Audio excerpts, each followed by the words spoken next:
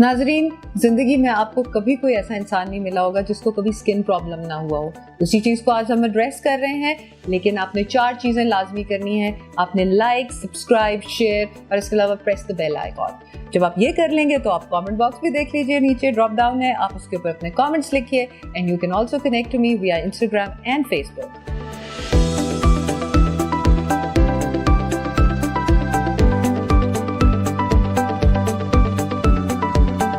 अस्सलामुअलैकुम my fitness lovers, क्या हाल चाल है। जब फिटनेस की बात आती है तो मुझे आप हमेशा याद आते हैं। और फिटनेस सिर्फ स्किन डीप नहीं होती बल्कि ऊपर भी होती है। हमारी स्किन बड़ी इंपॉर्टेंट होती है। खूबसूरती, ग्लो जो आपके चेहरे पे आए, जिससे आप मिले। सबसे पहले जब आप किसी से मिलते हैं तो आप सबसे पहले उनकी शक्ल देखते हैं।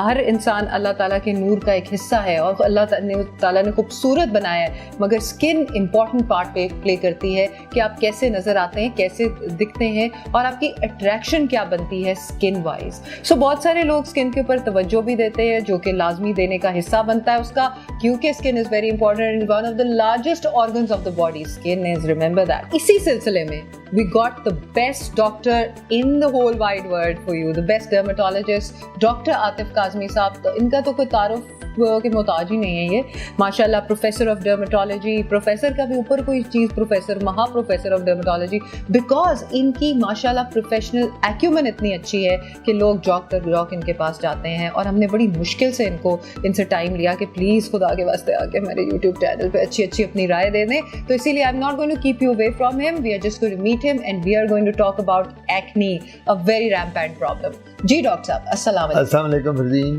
सबसे पहले तो बहुत शुक्रिया for the compliments. Thank you doctor, you deserve them।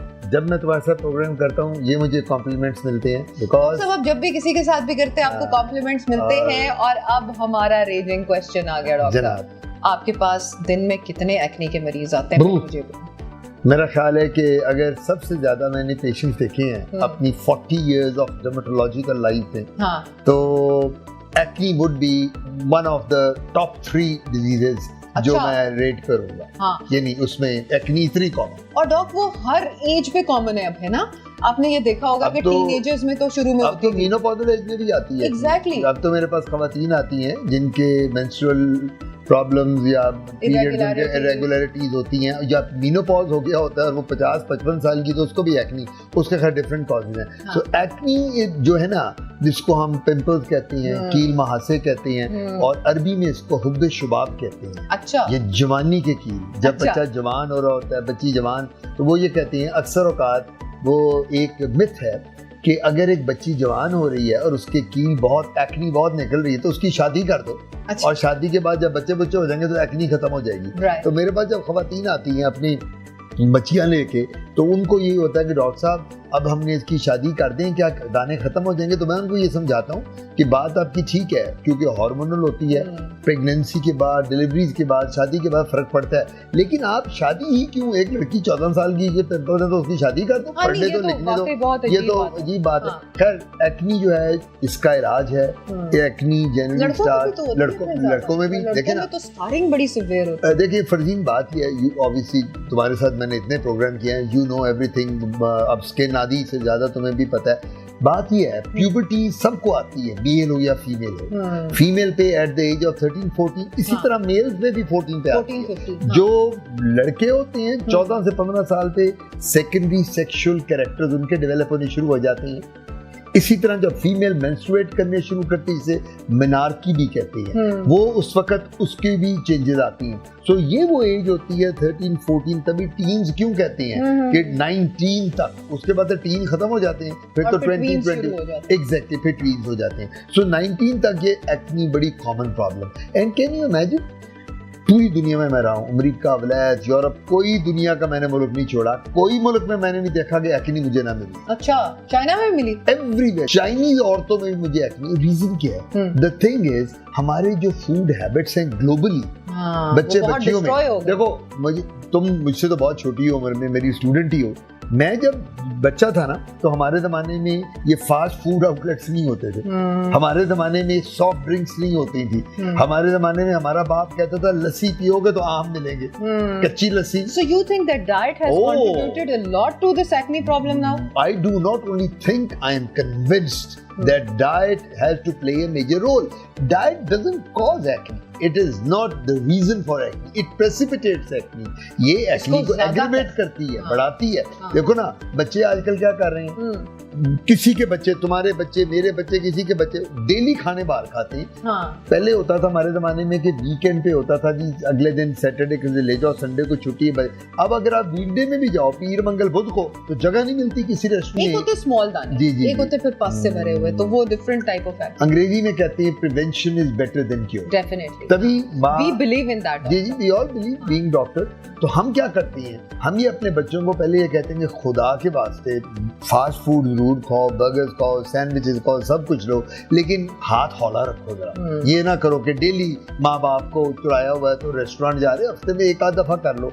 एक तो प्रिवेंशन करो, बच्चों को फ्रूट्स और जूसेस और पानी का इस्तेमाल ज्यादा. हमारी, मैं एक फरजीन देख रहा था, तो मुझसे एग्री करोगी कि हमारे यहाँ एक ट्रेंड हो गया, पानी लोगों ने पीना कम कर दिया. बिल्कुल, that's true. And instead carbonated जो ड्रिंक्स हैं, और इसके अलावा बहुत सारे हमारे जो नई जनरेशन है उसके अंदर एनर्जी ड्रिंक्स का एक रुझान चल पड़ा है. तो वो सारी उसके अंदर तो कैफीन और वो सारी चीजें जो हैं वो कितने पिंपल्स को बढ़ा देती हैं. इससे ज्यादा, तुमसे ज्यादा कौन इन बातों को जानता होगा. जब ये हम डाइट की बात करते हैं तो you are the best. You are, I mean to say कि you are an authority. Obviously मैं तो माशाल्लाह हर एक को ये कहता हूँ कि भाई कोई मसला डाइट का, मेरे पास मत आओ, भाग जाओ फरदीन के पास. She will take care of you. The reason is कि जो ये कार्बोनेटेड ड्रिंक्स हैं, कैफीन वाली हैं, इन लोगों ने हमारे बच्चों का दांत खराब हो रहे हैं, कीड़ा लग रहा है, इस वजह से हो रहा है. अगर मुंह में कैंडिडा और फंगस आ रही है बच्चों में, इस वजह से हो रही है. दांत जल्दी गिर रहे हैं, इस वजह से हो रहा है. अंदर से मुंह में छाले पड़ रहे हैं, अल्सर बन रहे हैं. हाँ, ये भी बहुत ज्यादा कॉमन है. जहाँ बाहर दाने हैं, वहाँ मुंह के अंदर भी अल्सर्स का ट्रेंड बहुत ज्यादा है. इतना ज्यादा हो गया. तो अब आप उनको जब ये बच्चों को बताते हो कि बेटा घर का खाना जरूर खाओ, घर में जो खाना बनता है माँ बनाती है, आपको माँ को पता होता है कि हंसामा घर लाया है, सफाई की है, किचन में क्या उसके अपने सामने धोया किया. Hygiene is very. तो हम लोगों का प्रॉब्लम यही होता है कि हम लोग बच्चे जब बाहर बहुत खाने खाते हैं. अब तो एक और मुसीबत हो गई है कि होम डिलीवरी शुरू हो गई है. मेरी बेटी ओ लेवल में पढ़ती है, तो मैं कई दफा रात को जब सुबह नाश्ते पे उठता हूँ तो मैं बीवी को कहता हूँ ये डब्बा कहाँ से आया हुआ है फास्ट फूड का. कहती है वो रात पढ़ रही थी, उसको 1:30-2 बजे भूख लगी और उसने कॉल किया तो मंगा लिया. वो 2 बजे पढ़ते भूख. सो द पॉइंट इज ये होम डिलीवरी का भी अब काम शुरू हो गया. मैं मना नहीं करता. ये जब हो जाए, ठीक है, उसके बाद एक्ने पे एक तो हमने कहा कि विटामिन्स और फ्रूट्स, जूसेस और उसमें विटामिन सी का बहुत बड़ा रुझान है. Vitamin C is known. अब तो क्रीम्स के अंदर भी विटामिन सीज आ गई हैं. फिर आपने कहा पानी बहुत पिए, और अगर आप एलर्जिक नहीं है तो उसमें थोड़ा सा लेमन थोड़ा सा कभी स्क्वीज कर लें, मिंट स्क्वीज कर लें, वो बड़ा अच्छा हो जाता है. फिर आपने ये कहा कि फास्ट फूड लें, उसे हम रोकते नहीं है, लेकिन कम इस्तेमाल कीजिए और घर का ज्यादा खाना खाइए. जो एक्ने वाला आपके पास पेशेंट आता है और कहता है डॉक्टर साहब अब मैं क्या करूं, मैं ये साबुन यूज कर रहा हूं, मैं बेसन यूज कर रहा हूं, मैं फलानी चीज यूज कर रहा हूं, तो आप उसको फिर क्या एडवाइस करते हैं? सबसे बड़ी बात है कि आपने पूछा था मुझसे कि वो जो पस बच जाती है बड़े बड़े दाने, वो होती है एक्ने वल्गैरिस. वो होती है third stage of acne. Acne के डिफरेंट स्टेजेस हैं. एक स्टार्ट होती है ब्लैक हेड्स और कॉमीडोन से, जिसको हम ब्लैक हेड. अक्सर का तुमने देखा होगा कि बच्चियां जाती हैं ब्यूटी सैलून में और ब्लैक हेड निकलवाती हैं. गलत वो प्रैक्टिस है, अनहाइजीनिक हो. तो उसके साथ स्कार्स पड़ जाते हैं. बिल्कुल. उसके बाद पिट्स बन जाते हैं, और जो पेशेंट होता है वो आ जाता है, निशान पड़ जाते हैं. तो मेरा मशवरा ये होगा, ये जो बच्चे बच्चियां हमें देखेंगे इस प्रोग्राम में यूट्यूब पे, कि आपने ब्यूटी सैलून्स में नहीं जाना फॉर योर एक्ने. देखो एक मैं बात बताता चलूं, ब्यूटी सैलून्स का काम स्किन डिजीजेस को ट्रीट करना नहीं है. True. And this is the skin disease. This is the skin disease acne. अब ब्यूटी सैलून में तो ये है कि ब्राइडल मेकअप के लिए जा रहे हैं, फेशियल के लिए जा रहे हैं, या कॉस्मेटिक्स आपने कोई अपनी चेहरे पे मैनिक्योर पेडिक्योर. अगर मैं आप स्याहियों के छाइयों के लिए, एक्ने के लिए जाएं तो वो तो फिर डॉक्टर का काम है. एक शुरू की स्टेज हो गई इसकी ये वाली ब्लैक हेड. ब्लैक हेड्स के बाद फिर आ जाती हैं दाने बन जाते हैं, उनको हम पैप्यूल्स कहते हैं. ठीक है. फिर उसके बाद कॉमीडोन, पैप्यूल, फिर पस्ट्यूल्स बन जाते हैं, जो बड़ी बड़ी पस जो आपने कहा, और फिर नोड्यूल एंड सिस्ट्स, बड़ी बड़ी गुठलियां इस तरह बन जाती हैं. उसको हम कहते हैं एक्ने कॉन्ग्लोबेटा या acne conglobata, the most severe form of acne. बगलों में भी आ जाती है, आर्मपिट्स में भी, जहाँ जहाँ बैक पे भी, इवन ग्रॉइंस में आ जाती है. जहाँ जहाँ सेबेशियस ग्लैंड्स हैं आपको एक्ने. इनका क्या इलाज है फिर डॉक्टर साहब? इसका इलाज अब आ गया. एक मार्केट में दवाई है आइसोट्रेटिनोइन के नाम से, ठीक है, that is a vitamin A derivative, ठीक है, और वो isotretinoin is a miracle drug, अच्छा, इट्स ए वंडर ड्रग। और वो यानी तुम ये सोच लो कि 3 से 4 माह का कोर्स है और ये पस वस दाने बाने का, तुम कहोगी बंदे को गई किधर, 3 महीने पहले मैंने आपको देखा तो भरा हुआ था आपका चेहरा, तो स्वाइल स्कार्स के, पिट्स के सब खत्म हो गया। लेकिन उसकी सबसे इंपॉर्टेंट जो कॉम्प्लिकेशन है वो, या कॉन्ट्रा इंडिकेशन है, कॉन्ट्रा इंडिकेशन में जो नहीं दे सकते लोगों को मैं बता रहा हूँ, वो ये है कि प्रेगनेंसी में नहीं वो ले सकती खातून, वो टेरेटोजेनिक है, बच्चे बेवेक्ट आते हैं, लैक्टेटिंग मदर्स वो नहीं ले सकती, जो बच्चों को फीड कराती हैं, और वो खवातीन जो शादीशुदा जो कंसीव करना चाह रहे हैं, सही फैमिली वे में है, या वो कह रही है कि जी मेरी अभी नई शादी हुई है तो हमने तो प्लान किया मियां बीवी ने कि अल्लाह हमें बच्चा दे, उनको नहीं देनी, ठीक है। मर्द हजरात वो ले सकते हैं। सबसे बड़े साइड इफेक्ट्स में उसकी ड्राइनेस आती है उस दवाई आइसोट्रेटिनोइन की, ये लिप्स हमारे ड्राई हो जाते हैं, आईज ड्राई हो जाती हैं और बॉडी पे ड्राइनेस आ जाती है। कुछ लोगों में वो कहते हैं ज्यादा है। ये तो आपने बड़ी कीमती इंफॉर्मेशन हमारे साथ शेयर की है जो कोई डॉक्टर शेयर नहीं करेगा। नो, मैं तो नाज़रीन, this is one, like he said, this is a miracle drug and this is not shared by anyone, so this is a very important video for you. अच्छा, मुझे ये बताइए डॉक्टर साहब कि जब वो आप बता रहे हैं कि जब नोड्यूल्स बन जाते हैं और उसके बाद फिर स्कारिंग हो जाती है, उसका क्या इलाज है? स्कारिंग और नोड्यूल का तो अब तो वो ज़माना इतना चला गया, and you know all the procedures मैं लोगों को बता देता हूँ। PRP लेटेस्ट ट्रीटमेंट है, प्लेटलेट रिच प्लाज्मा, बिल्कुल, वो वहीं बैठ के it is by the bed side, उस वक्त आपको देखा, आप क्लिनिक में आए, आधे घंटे का प्रोसीजर है, आपका ब्लड ड्रॉ किया, सेंट्रीफ्यूज किया और उन पेट्स पे लगा दिया। उसके बाद PRP के बाद डर्मापेन एक प्रोसीजर है, माइक्रोडर्म एब्रेजन है, डर्मा रोलर एक प्रोसीजर है, डर्मा रोलर हम करते हैं, फ्रैक्शनल लेजर आ गए हैं, all the pets and scar. पहला जमाना जो होता था बन जाती, वो भी सब खत्म हो जाती।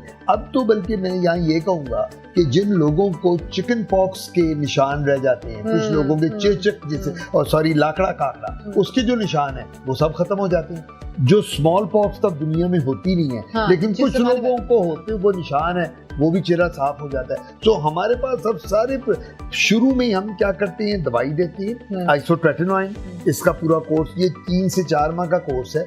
1 माह का तकरीबन 3 से 4 हज़ार रुपए का इसके कैप्सूल का खर्चा होता है। अच्छा, पूरे पाकिस्तान में अवेलेबल है, लेकिन डॉक्टर की प्रिस्क्रिप्शन के साथ मिलते हैं, वैसे नहीं वो देते, क्योंकि पता होना चाहिए ना कि एक औरत प्रेग्नेंट नहीं है, वो कंसीव नहीं करना चाहती, तो वो उसके बाद जब ये हो जाए फिर स्कार्स और पिट्स की बारी आती है। फिर मैंने जो आपको प्रोसीजर बताया हम वो करते हैं, और वो बच्ची जिसकी शादी की एज है और जो इस वजह से रुकावट आ रही थी शादी में कि उसके दाने थे बड़े बड़े और वो बड़ी गुड लुकिंग है, खूबसूरत है, लेकिन रिश्तों में प्रॉब्लम आती थी, वो ये That is no more a problem. Thank you so much, Doctor Saab. You have been so useful in giving us the information. Nasreen, he has given us the best information possible. इन्होंने आपको dosages, आपको हर चीज बता दी, कीमत भी बता दी, मगर ये खुद से नहीं करनी, जाके डॉक्टर से खुद मिलें, इनसे खुद मिलें, इनके क्लिनिक पे जाएं, उसका सारा डोज एडजस्ट करवाएं और इस तरह से अपनी ट्रीटमेंट जरूर करवाएं। Stay tuned, we'll give you more information इंशाल्लाह।